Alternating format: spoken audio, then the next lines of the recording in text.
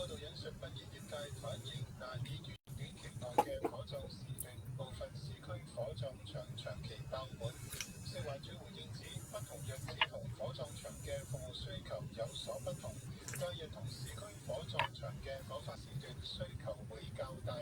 食環署會一直留意火化時段供應。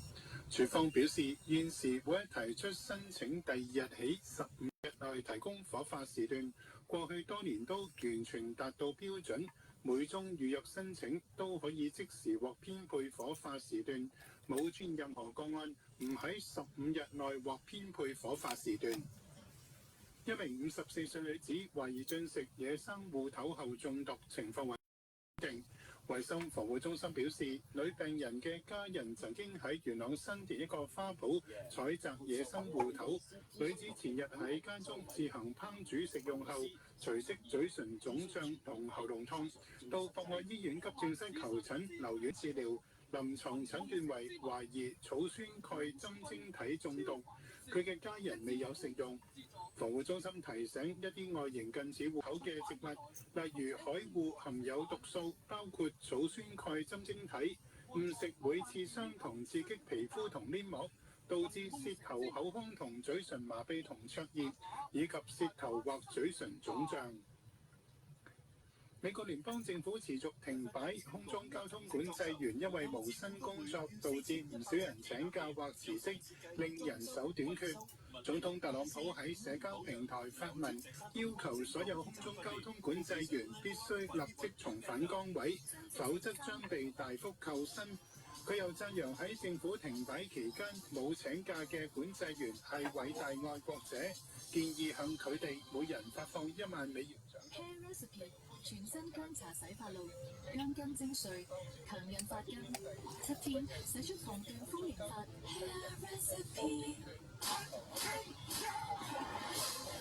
Survive 30 days with the entire nation hunting you down. 11月13日逃亡遊戲，緊貼獎牌形勢。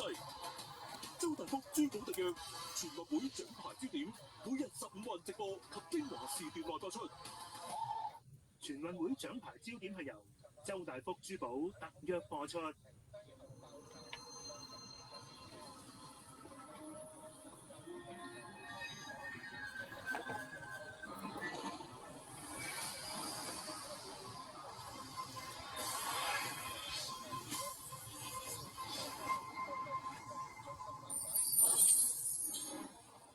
凝聚各方實力，再創舞台傳奇。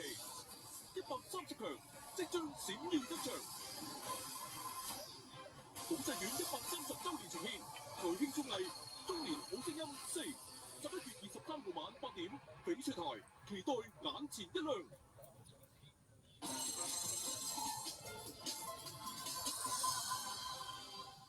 以下節目含有間接宣傳。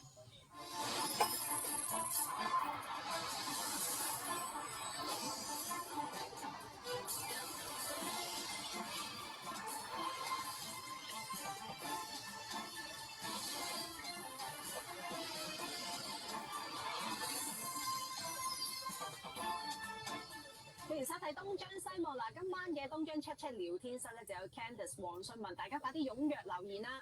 大家快啲入嚟留言啦！話時話咧，踏入咗立冬之後咧，終於開始有翻啲秋涼嘅感覺啊！而喺大嶼山嘅大東山咧，亦都踏入咗1年1度嘅芒草季節啊！喺網上面嘅片段可以睇到啦，山頭係一片人海，而人龍咧就一直伸延，連綿不絕。唔知咧，遠睇仲以為係走難啊！哇，咁多人咧插針都插唔入啦。至於佢咧就插翼難飛啊！獵人竟然變成獵物，觀眾鄭小姐同我哋報料，尋日佢喺北角碼頭附近跑步嘅時候，竟然見到有人徒手捉鷹啊！見到有啲人就釣完啲魚仔咧，就擺咗個等度嘅，跟住轉頭就唔知有隻鷹就飛咗埋去喎。咁我同我先生就話：咦，係咪專登釣啲魚上嚟俾隻鷹食㗎咁講？咁跟住我哋喺度睇下之後，跟住轉頭咧個男人咧就戴住隻手套，咁啊行埋去，跟住咧摸低就捉咗隻鷹，自己有一棟籠喺度嘅，有成3-4個籠喺度嘅。咁啊，將隻鷹就放咗落個籠裏邊，去捉嗰陣時咧，佢係向佢嗰個頭嗰個翼嗰度咧，就一撳，好純熟咁樣一撳就撳住咗佢隻鷹。咁跟住就打開嗰個籠，即係嗰個籠咧，好似係釣蟹嗰啲咧，用繩索住啲咁樣嘅。你覺得其實係發生緊咩事咧？我驚佢捉咗佢去劏啊！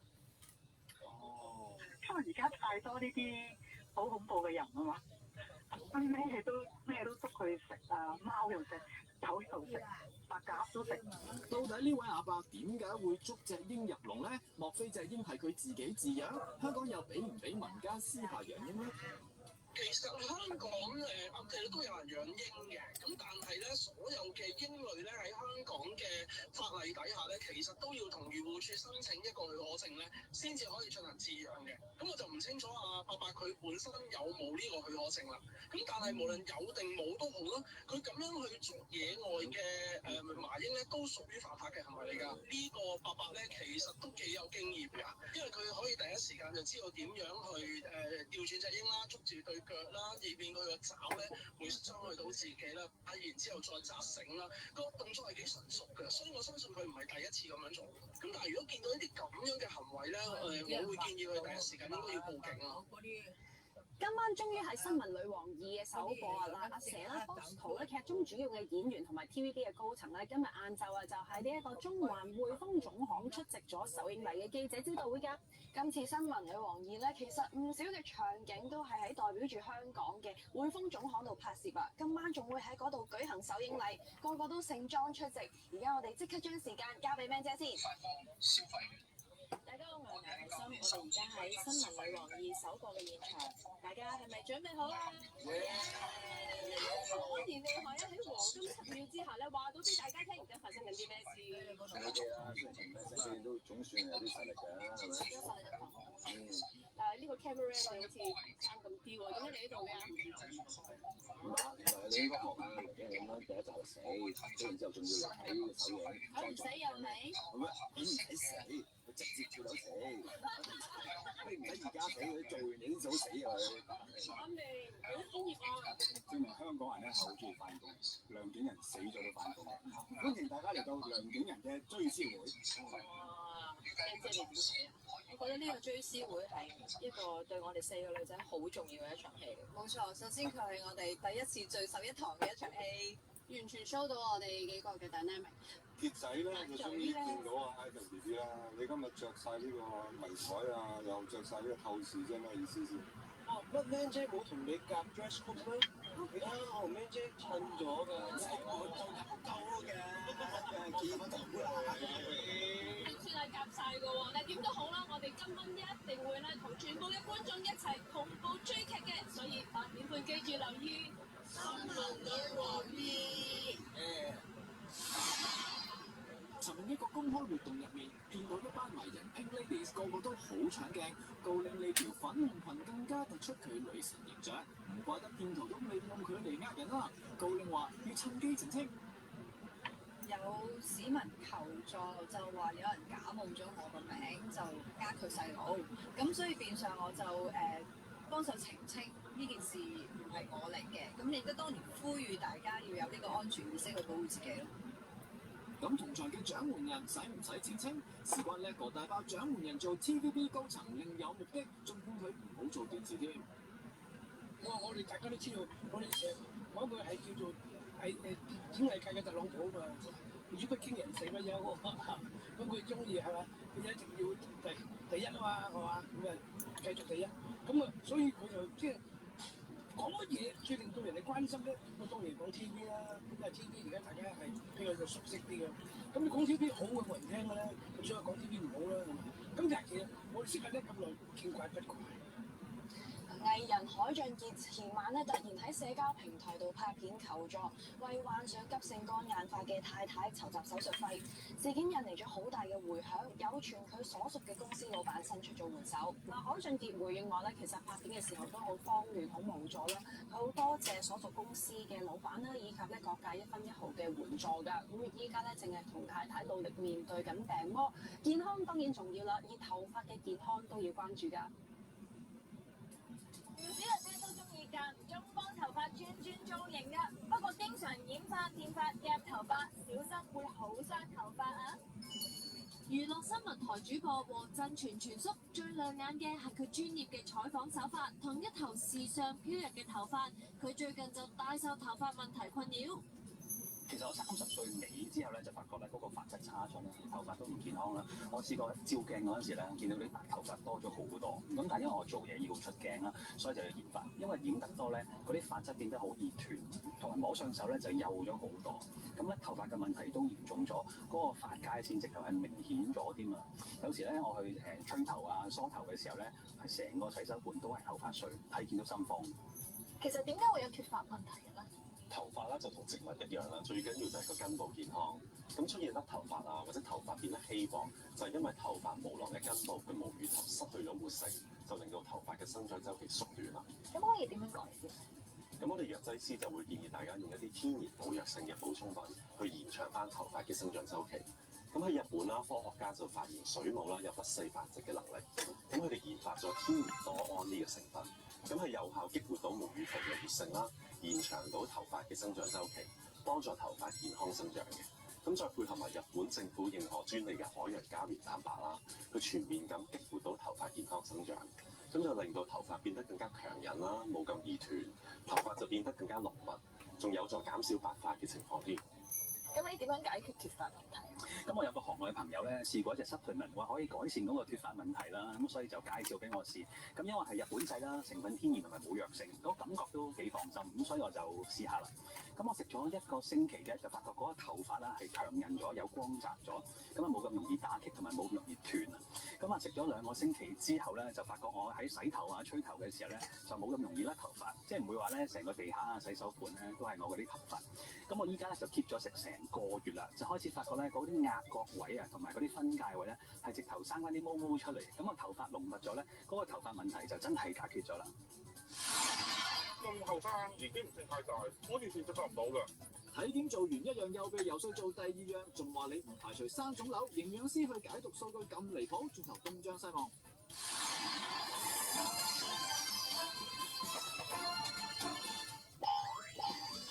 由細睇到大，我哋當然係你最好嘅朋友啦。令你開心係我哋一直追求嘅目標嚟㗎。不變嘅係我哋每晚嘅約定。同心同行，創新世代。可以喺頒獎台上為自己省視奪標，或者突破佳績，無論要犧牲幾多，呢一刻都係值得。競賽場上必有勝負之分，佢哋每次拼盡全力作賽，我哋相信今屆嘅經驗將會為佢哋未來賽事打強心針。感謝15運會每一位運動員，你哋教會我哋為咗夢想要永不放棄。TVB 與你延續全運精神。念慈庵枇杷糖由天然草本及植物精華提煉，係糖，不過唔係一般嘅糖。keep 住食 ，keep 住養，舒緩喉乾痕癢，啱啱好先係好。搶嘢啦！連住買日日有新貨，買1件都免運費。屈拿高濃度爛月每加羅買2樽，平均81蚊張。Double Clean 抗菌超傳萬用清潔劑，買3支，平均每支80蚊。Momex 特大容量流動電源，內建2條充電線，149包保養。即上名處買搶好嘢。為幸福必須要全程投入，積極參與社會，未來先可以更豐盛多彩。想香港更和諧穩定，老有所依，就要投票選出你心目中嘅理想議員。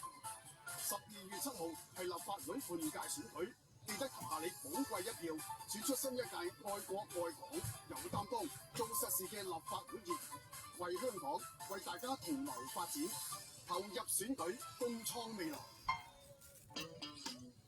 海紅啊，我就嚟愛上你啦！有病啊你！我覺得同你嘅感覺啱啱好。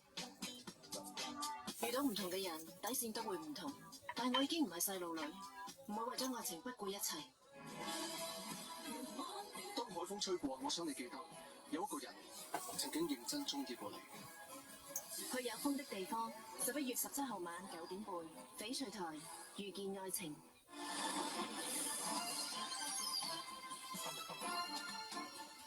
歡迎翻嚟係東張西望啊！我哋睇下東張出聊天室有啲咩留言先。嗱，有人就留言話咧，咁樣對隻鷹真係好唔啱啊！直情就係虐待動物啊，所以係應該要還佢自由㗎。另外咧，吐露港公路附近一條隧道咧，尋日咧就一連發生咗2宗嘅單車意外喎。咁睇翻條片先啦。咁啊，呢一個女士咧就懷疑單車自炒啊，受傷倒地慘叫啦。話口未完呢，有2名嘅單車人士擦身而過，但係收掣不及，跌到一仆一碌啊！咁樣跌法咧，真係唔知佢哋使唔使驗傷啊！但係如果要驗身嘅話，就要打醒12分精神啦。去驗身都係諗住放心，但係揾體檢中心嘅時候真係要小心。如果唔係，分分鐘嚇親啊！你會點樣揀體檢中心咧？朋友介紹。哦，咁但係點解會揀佢唔揀即係可能係診所啊、醫院嗰啲嘅？診所啲細㗎嘛。你醫院做出嚟咧，佢好詳細，逐樣解釋你聽啊嘛。體檢中心啊唔會，佢做完出嚟咧就俾個報告你，就叫你買嗰樣買嗰樣。當初我一聽到呢個消息嘅時候，我好震驚，因為即係我咁後生，年紀唔算太大，我完全接受唔到㗎。49歲嘅黃先生喺8月份收到一間體檢中心嘅推銷電話，諗住自己人到中年係時候 check 下個 body 買個安心啊！哎呀，點知越 check 越驚心，呢樣又唔妥，嗰樣又話唔達標啊！開始嘅時候就係做一啲好簡單嘅腹腔檢查，有啲職員就繼續游說我銷售，再去做一啲癌細胞指數嘅檢查。咁我都諗自己年紀都唔細咯，咁就去做埋佢啦。即係初步結果嘅時候咧，咁有一個職員就同我講話：我腎有少少毛病喎，就話不如去再做多一個嘅檢查，合共咧就係7200蚊嘅。唔驗猶自可，一驗就乾塘，講緊嘅係個荷包。我上到去嘅時候，有一個醫護人員同我講：黃生，你個腎咧係有少少鈣化嘅跡象，可以安排一個中醫俾我去睇一睇嘅，咁係免費嘅，係佢主動嘅，佢幫我把個脈，開咗劑中藥，係1個月嘅藥嚟嘅，就3000蚊。當時我就真係冇大咁嘅現金，因為我唔預咗再去接受治療㗎，咁所以我就推咗佢。跟住咧，佢就繼續游說就話：不如咁樣啦，我俾個折頭你啊！如果1個月嘅藥都嫌貴啦，可以1個禮拜或者3日都得㗎咁樣。咁但係我真係冇就冇㗎啦。最緊要身體健康啫，破財都算啦。點知喺攞報告嗰日，正係另一個破，嚇破膽嘅破。9月19號我